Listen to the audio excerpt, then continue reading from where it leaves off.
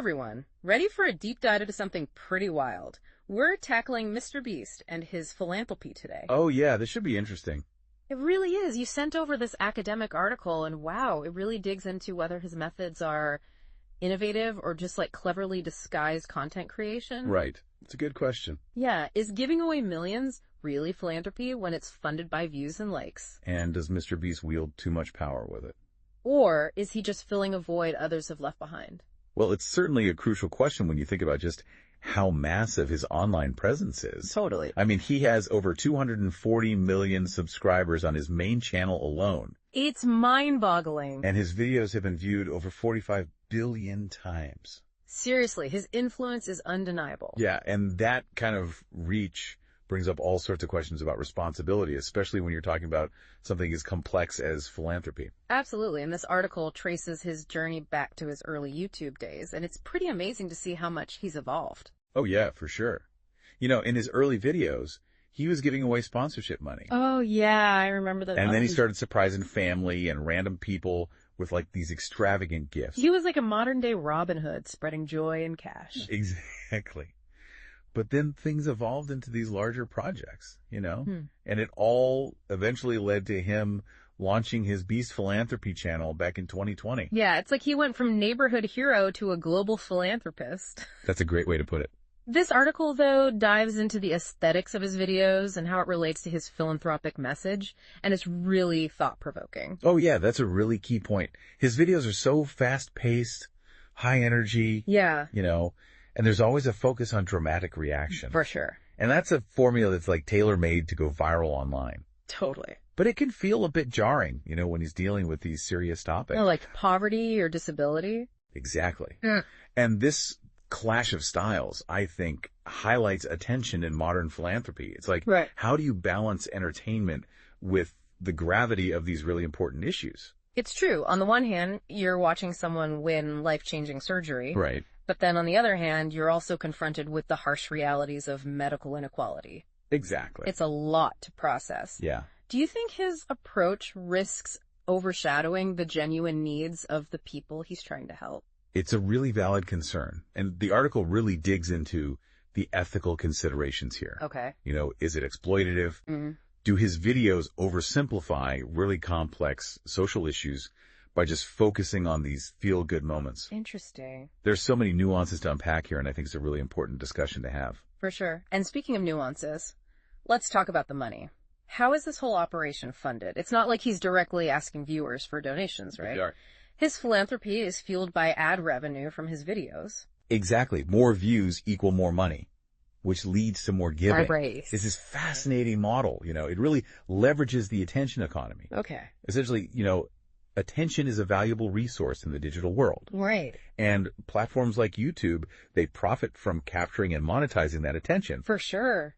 But MrBeast found a way to kind of tap into this. Yeah. He's generating revenue through views and engagement to fund his giving. Yeah, so on the surface, it seems like everyone wins. It does. But it does raise a question.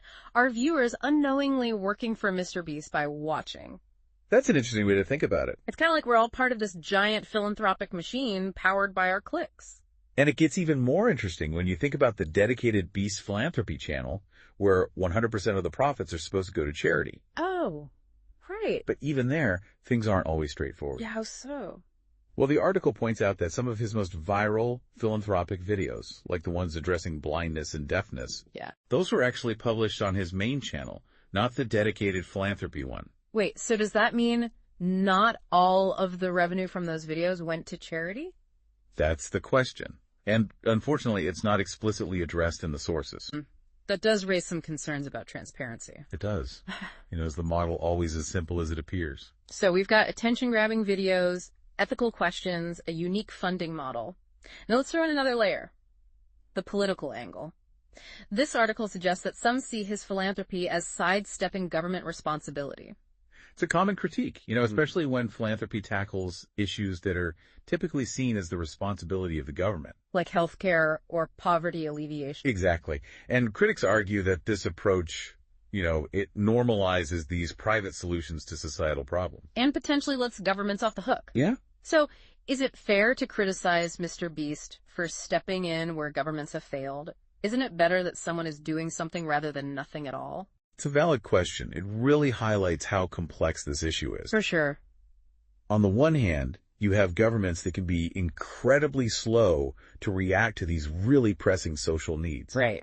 But on the other hand, you have philanthropists who often have the resources and the drive to make an immediate difference. I see what you mean. It's like, who's ultimately responsible? Exactly. And it's interesting, the article even mentions how Mr. Beast himself acknowledges this tension. Oh, does it? Yeah, like when he tweeted about how governments really need to address curable blindness. He's not oblivious to this debate. It doesn't seem like it. And it brings us to another criticism, Okay. The perceived lack of accountability and the randomness of his giving. Yeah, that's interesting. He essentially holds the power to decide who benefits, and those choices are often portrayed as spontaneous, kind of emotionally driven, right? Not really strategic or based on any clear framework. It's just a bit unsettling. Yeah, like he's playing a real-life game of chance with people's lives. Especially when you consider just how much influence he has. It raises questions about power dynamics. Like, are the people who are more telegenic or have more compelling stories more likely to be chosen? Even if their needs aren't necessarily greater than others. Exactly. It's something to think about. It's true. And speaking of influence, how is all of this impacting the wider philanthropic landscape? The article suggests that he's a trendsetter, inspiring a wave of imitators. Oh, absolutely. We're already seeing copycats pop up. Oh, yeah. Like who? Well, there's Harsha Sai in India. He's built this massive following using a very similar approach. Wow. And then, you have the whole acts of kindness trend on TikTok. Right. Where people are filming themselves giving gifts to strangers. It's a whole genre now. It really is blurring the lines between genuine generosity and, performative altruism. That's a good point. It makes you wonder, is it really about helping others or is it about gaining views and followers? That's the key question. Yeah. And it's something we see even in MrBeast's collaborations with other creators. Oh, yeah. Like who? Well, like Mark Rober, for example. Right. For initiatives like #TeamTrees and Team Seas. Those were huge. They were massive efforts. They raised millions of dollars for planting trees and cleaning the oceans. But it's hard to ignore the influencer marketing aspect that's woven into these philanthropic campaigns. Yeah, for sure. It's like philanthropy is colliding with online entertainment in this really fascinating way. It really is. And you can't ignore the ripple effect it's having on traditional philanthropy. I bet. Even if the established donors aren't directly copying MrBeast's methods, they're definitely taking notes. It's almost like he's holding a mirror up to the world of giving and challenging the status quo. He's definitely shaking things up, forcing us to confront some uncomfortable truths about ourselves and the systems we've created. Well, we've covered a lot of ground here, but it feels like we've only scratched the surface. There's so much more to unpack. There really is. We'll need to dive deeper into the potential positives of his approach and how it might evolve in the future. Oh, yeah, absolutely. Stay tuned, because we'll be right back with more of this deep dive. Welcome back. Before we go any further, yeah, it's important to acknowledge that while we've been focusing on some of the, potential downsides of MrBeast's philanthropic style, right, there are definitely positive aspects to consider as well. Absolutely. It does feel like we've been kind of zeroing in on the complexities and the criticisms. Yeah. But you can't deny that he's getting people talking about these really important issues, and he's inspiring a new generation to give back. That's right. That's got to count for something. It absolutely does. And, the article highlights how he's kind of democratized philanthropy. Interesting. He's made it accessible and entertaining, especially for, younger generations who might not really be familiar with traditional charitable giving. It's true. Traditional philanthropy can sometimes feel a little stuffy, maybe a bit guilt-trippy. Yeah, it can. But MrBeast just strips all that away. He does. He's made giving cool, engaging, almost aspirational. Yeah. I mean, who wouldn't want to be the one handing out those giant checks or surprising someone with a life-changing gift? It's a really smart strategy. It is. He's tapped into the psychology of giving. Yeah. Turned it into a spectacle that people can't help but watch. For sure. And in a way, participate in. Right. Like he's created this global community of giving, united by, shared excitement and this desire to make a difference. Totally. And we can't forget about all the actual tangible good being done, right? I mean, millions of dollars have been raised for so many causes. Yeah, from environmental conservation to providing direct aid to people in need, it's amazing. The impact is undeniable. Absolutely. It's important to acknowledge that real positive impact that his philanthropy has. Right, but even with all the good he's doing, I can't help but wonder, about the long-term sustainability of this model. I mean, can this approach really address the root causes of these issues?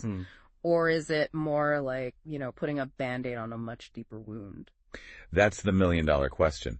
And the article really explores this tension between, providing immediate relief versus actually creating systemic change. Yeah. And MrBeast's current model is very much focused on that immediate relief, providing that direct and often very visual assistance to people in need. Right. It's about those instant feel-good moments, those dramatic transformations that make his videos so captivating. Yeah. But I guess the question is that enough to create lasting change? That's where things get a bit tricky. Addressing the root causes of these really complex issues, things like poverty and inequality, or even climate change. Right. That requires a much more nuanced long-term approach. Yeah, it's not a quick fix. No, it involves tackling these systemic issues like political corruption, economic inequality, lack of access to education and healthcare. These aren't exactly, YouTube-friendly topics. You're not going to rack up millions of views explaining the intricacies of tax policy or, lobbying for these complex policy changes. Yeah, true. So while MrBeast's philanthropy is definitely impactful in the short term, it's less clear if it can really address those underlying systemic issues. It's like that old saying, give a man a fish, you feed him for a day. Right. Teach a man to fish, you feed him for a lifetime. Exactly. And that's where those criticisms, about him normalizing private solutions to public problems, those become really relevant. They do. If we become too reliant on individuals like MrBeast to solve these big societal issues, we risk neglecting the role of the government and the need for collective action. It's like outsourcing our responsibility to a YouTube star. Yeah, basically. It brings us back to that political dimension that we were talking about earlier.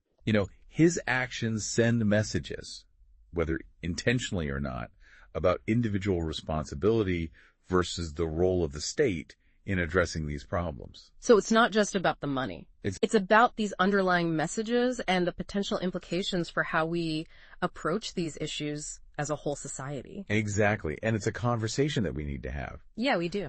His philanthropy, regardless of your stance on it, it's brought these questions to the forefront, and that's valuable in itself. Okay, so we've explored the evolution of his giving, the visual style of his videos, the ethical considerations, the economic of his model, and now even the political implications. It's a lot. It's a lot to take in. It really is. He and his brand of philanthropy are undeniably complex. Yeah. There's so many layers of nuance, and there's this mix of both positive and potentially negative aspects. And there's no easy answer to whether he's a hero or, a savvy self-promoter. Right. He's probably a bit of both. He's this larger-than-life figure challenging our ideas about philanthropy and forcing us to confront some uncomfortable truths. For sure. About ourselves and the systems we've built. And you can't deny the impact he's having on how we think about giving. Absolutely not. And the role that digital platforms play in shaping our world, it's profound. He's reshaping the landscape of philanthropy, whether we like it or not.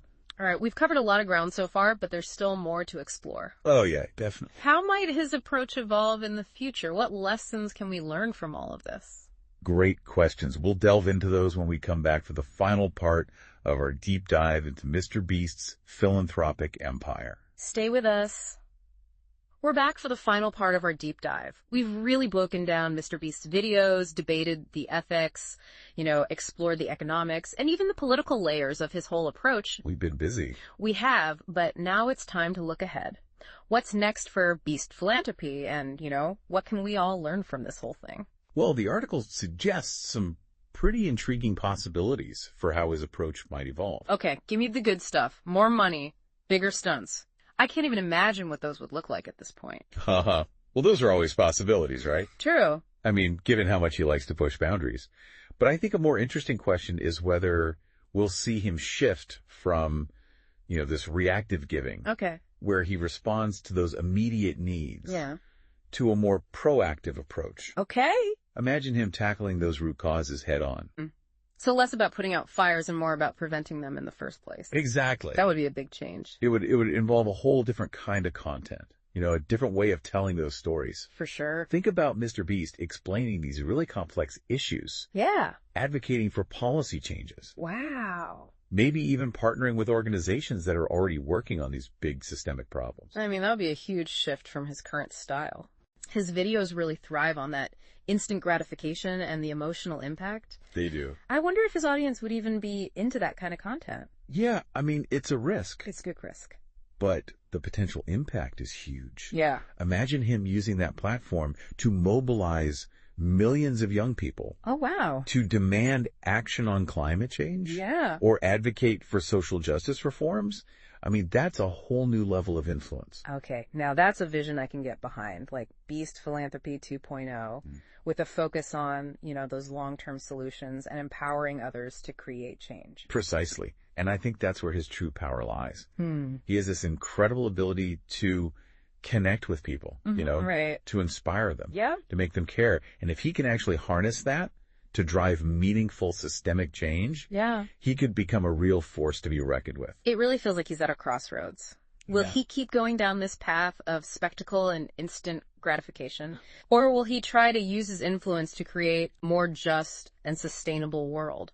And that decision, whatever he makes, it's going to have ripple effects far beyond his own channel. I bet. It's going to influence other creators. Yeah. Inspire more imitators, and maybe even push those traditional philanthropic institutions to rethink their approaches. It's like he's holding up this mirror to the entire world of giving and asking, how can we do better? And those are questions we should all be asking ourselves, right? Totally. I mean, MrBeast, whether he meant to or not, he's democratized these conversations about philanthropy. Yeah, yeah. He's brought it into the mainstream, and that's a positive thing. Yeah. Even if his methods are sometimes controversial. Okay, so as we wrap up this deep dive, what are the key takeaways? What can we learn from his approach to giving, regardless of, how we personally feel about it? Well, I think one crucial lesson is that philanthropy doesn't have to be boring or guilt-inducing. Right. It could be fun, it could be engaging, even entertaining. Yeah. He's shown us that it's possible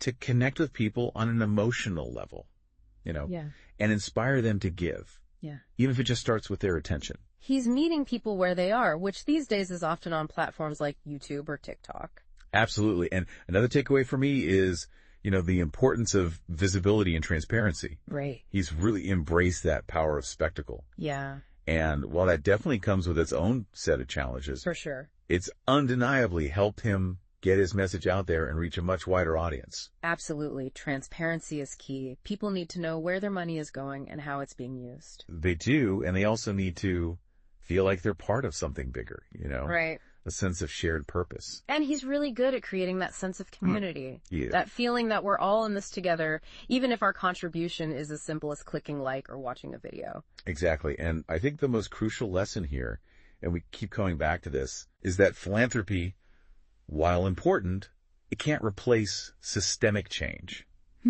Addressing those immediate needs is vital. Yeah. But we also have to work towards those long-term solutions. Right. The ones that actually tackle the root causes of these problems. So it's about finding that balance, that sweet spot Yeah. between immediate impact and sustainable change. Exactly. It's about using whatever resources we have, whether it's time, money, influence, Yeah. to create a better world for everyone. Right. Not just the people who are lucky enough to be featured in a MrBeast video. I love that. That's a fantastic way to put it. He's really given us a lot to think about. He has. And it's up to each of us to decide what kind of world we want to create. Right. Will we embrace this new era of philanthropy and use its power for good? Yeah. Or will we let it just become another form of entertainment that distracts us from the real challenges? Wow, those are some heavy questions. They are. I think this deep dive has definitely left me with more questions than answers. I think that's okay. But that's not always a bad thing, right? It's challenged my assumptions and given me a whole new perspective on giving. I'm glad to hear that. And the role we all play in shaping the future. That's what these Doc Dives are all about, exploring those complex issues, challenging those assumptions, Right. and hopefully inspiring you to keep learning and engaging with the world around you. Totally. So keep those questions swirling, keep the conversations going, Yeah. and maybe, just maybe, we can all be a little bit more like MrBeast. In the best way possible, of course. In the best way possible. That's a perfect note to end on. Thanks for joining us on this wild ride through the world of Beast Philanthropy. It was my pleasure. Until next time, keep diving deep.